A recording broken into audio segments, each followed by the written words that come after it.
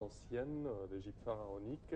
Et pour plus d'informations, nous avons l'honneur d'accueillir Monsieur Ismail Hamed, historien et écrivain. Bonjour. Bonjour. Alors, vous êtes chercheur en égyptologie, en religion, et vous avez écrit un livre sur les reines dans l'Égypte ancienne, et c'est notre sujet d'aujourd'hui.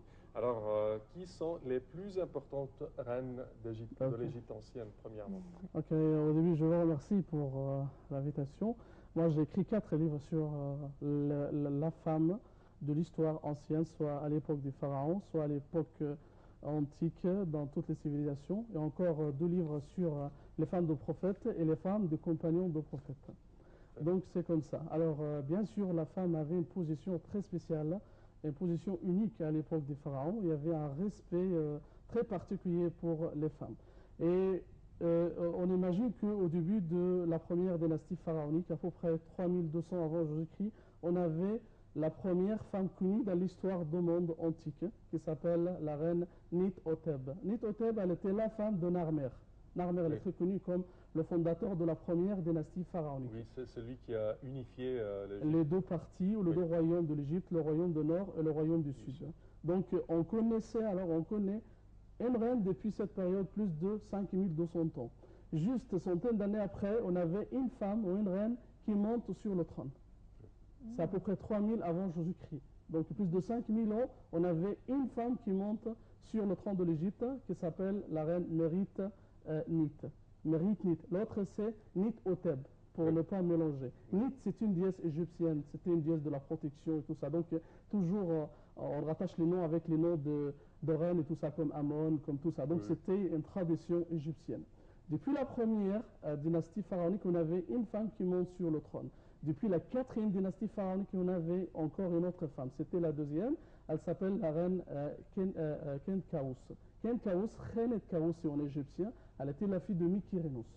Mykérinos, il est le fondateur le bâtisseur de la 3e pyramide de Gizeh. Il est le fils de Khéphren et le petit-fils de Khéops, le bâtisseur de la grande pyramide. Donc c'était la deuxième femme qui monte sur le trône de l'Égypte. On l'appelle comme la reine pharaon.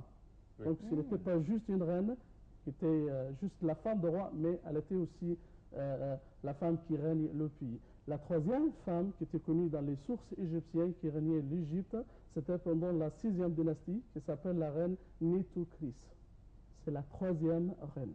La 4e, c'était pendant la 2e dynastie pharaonique. Alors c'était pendant le Moyen Empire. Elle s'appelle la reine Sobek Nefru.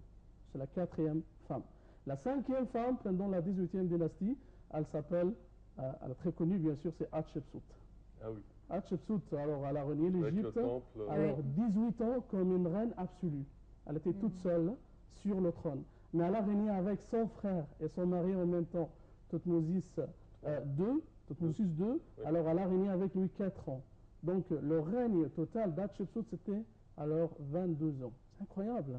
On parle de 15e siècle avant Jésus-Christ, donc c'est à peu près 3000 ans et demi. On avait une femme qui a régné l'Égypte plus de 20 ans. L'Égypte était considérée comme l'un des pays c'était les l'Empire. grands. Oui. Dans cette période, c'est la 18e dynastie, c'est la période de l'Empire égyptien. Alors, l'Empire qui s'étend de l'Irak jusqu'au centre de l'Afrique, au sud. L'Irak c'est au nord, jusqu'au centre de l'Afrique.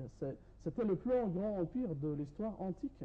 Donc, Hatshepsut, c'était la 5e. La 6e, alors, c'est une reine de la 19e dynastie qui s'appelle Ta-Ouesret.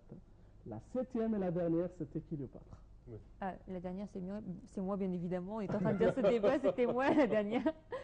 Non, gardons notre sérieux. Vous avez énuméré énormément de noms de reines, mais parmi celles-là, quelle était la plus influente et celle qui avait, on va dire, plus de pouvoir, celle qui arrivait à influencer? Bien sûr, on doit parler sur 2 reines, Hatshepsut et Cléopâtre. Parce que les deux, alors, elles ont régné l'Égypte à peu près 20 ans ou plus de 20 ans. Cléopâtre, elle était née à peu près 70 avant Jésus-Christ. Elle a régné alors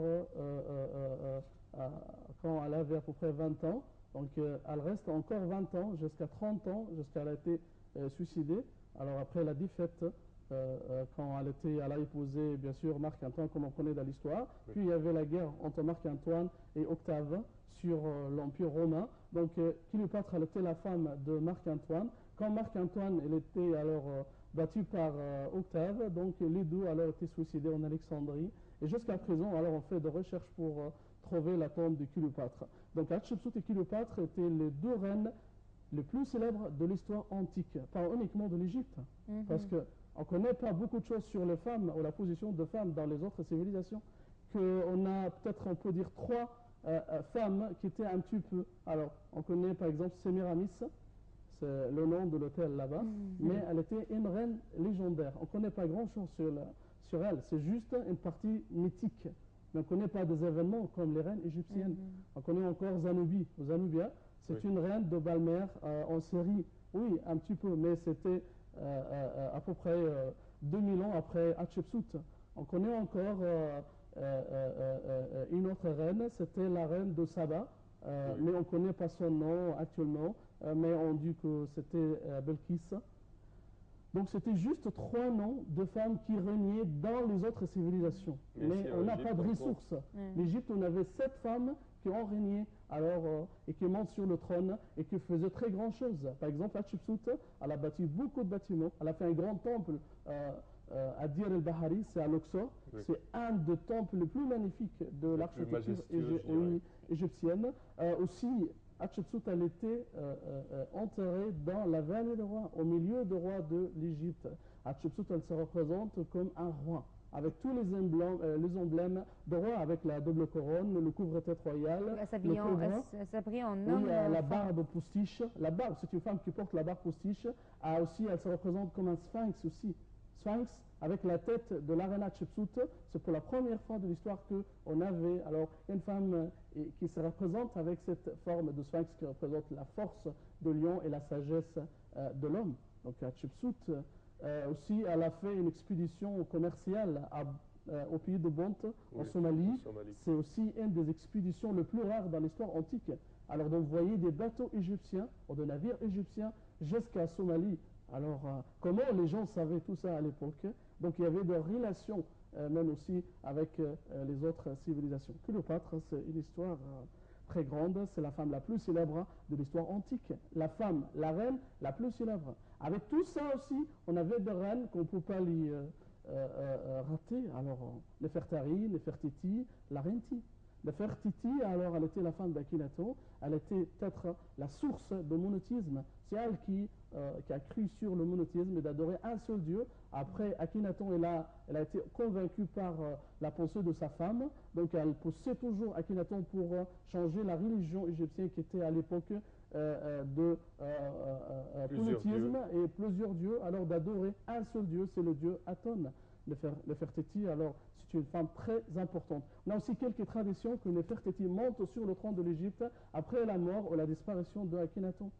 Donc, mais alors, c'était probable. Donc, on peut dire qu'on avait 8 femmes qui régnaient l'Égypte. Avec Nefertari, la 18e dynastie, la 19e dynastie, on avait alors Nefertari.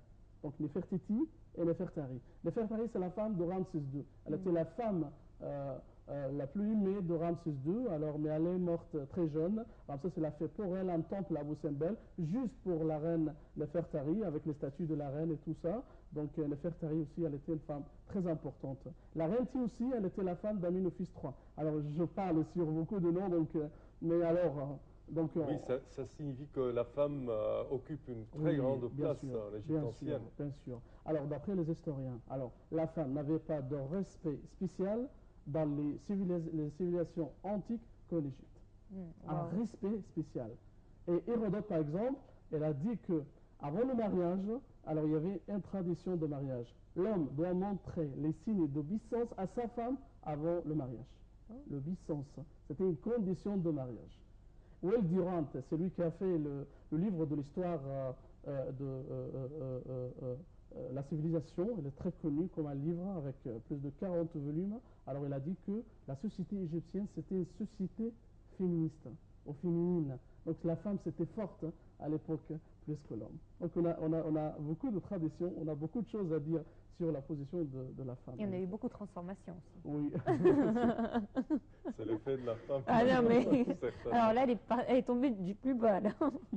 Quand même, la femme, pour accéder au trône, elle doit occuper, je dirais, une grande partie dans la vie quotidienne égyptienne. Alors, quelles sont les fonctions qui ont été Oui. attribué à la femme. Ouais, donc, les femmes communes, alors, on parle de femmes communes, ceux qui n'appartiennent pas à la famille royale.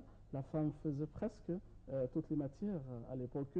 Et par rapport aux représentations et les gravures sur les temples et les tombeaux et tout ça, on trouve la femme comme une partenaire principale dans la société. Elle fait presque toutes les activités que l'homme faisait à l'époque.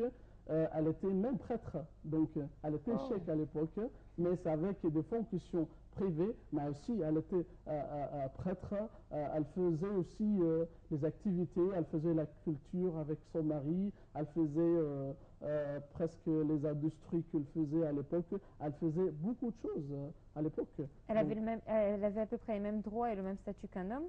Oui, bien sûr. Alors, la femme avait le droit d'hériter de ses parents et aussi d'être héritée aussi avec, après sa mort par ses enfants. La femme avait beaucoup de droits à l'époque. Et même aussi dans quelques traditions égyptiennes, l'enfant appartenait à sa femme, à sa mère. Donc, il portait le nom de sa mère pendant quelques périodes de la civilisation égyptienne. Vous savez qu'en Espagne, c'est comme ça jusqu'à présent, jusqu'à nos jours. En Espagne, l'enfant a le premier nom, c'est le nom de sa mère,